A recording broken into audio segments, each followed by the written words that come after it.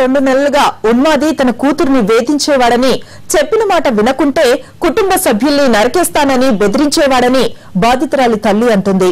కత్తితో ఇంట్లోకి చొరబడి విచక్షణారహితంగా తమపై దాడి చేశాడని, అప్పుడే బయట నుంచి వచ్చిన తన భర్తపై కూడా దాడి చేసేందుకు యత్నించాడని అంటుంది. పెళ్లి చేసుకుంటానని 2 నెలల నుంచి కూడా వెంటాడుతూ ఉన్నాడటండి. నేను ప్రేమించాలని నేను చేసుకోనని అన్నాడటండి. నేను పెట్టినా నిన్ను నరికెత్తాను, మీ అందరినీ నరికెత్తాను అన్నటండి. నీ దుక్కునాక చెప్పుకొని నువ్వు ఆ పని చేయలేకపోనమ్మా మా అమ్మాయి అన్నదటండి. అలా 2 నెలల నుంచి అలా జరుగుతుందండి. నిన్న అమ్మాయి పుట్టినరోజు అండి, ఆఫీసులో చాలా బాగా చేశారండి. హాస్పిటల్లో చేస్తుందండి బాబు. తెల్లగట్లు వచ్చాను, ఇంటికి కత్తెట్టుకొచ్చేసారండి. వచ్చేసి ముందు మా అబ్బాయిని మెడమ తీసేసారండి, తర్వాత మా అమ్మాయినండి, తర్వాత నన్నండి. ఇప్పుడు నీకు ఇచ్చి మా సంపగా నీకు ఇచ్చి పెళ్లి చేస్తానని కాళ్ళు పెట్టుకున్నానండి.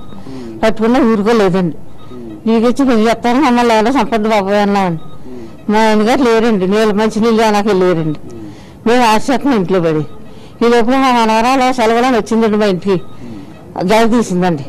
గది తీస్తే మా ఆయనగారు లోపలికి వచ్చారండి. వచ్చి చేతిలో కత్తులు హక్కుని అతను పడగొట్టేసండి.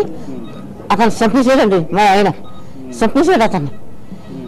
మా ఆయన కత్తి సిరవేడు కానీ పక్క దుక్కున్నారు, తగలలేదండి మా ఆయనకి. చేతిలో కత్తి లాగేసుకుని పొడిచేసాడండి బుర్ర మీద మెడ మీద. ఆ అబ్బాయిని నా మూడు చంపేసాడండి మా ఆయన. మాట పోలీసులు కూడా చెప్పారు, నేనే చంపేశానండి. న్యూస్ ఆన్లైన్ లో ఇప్పుడు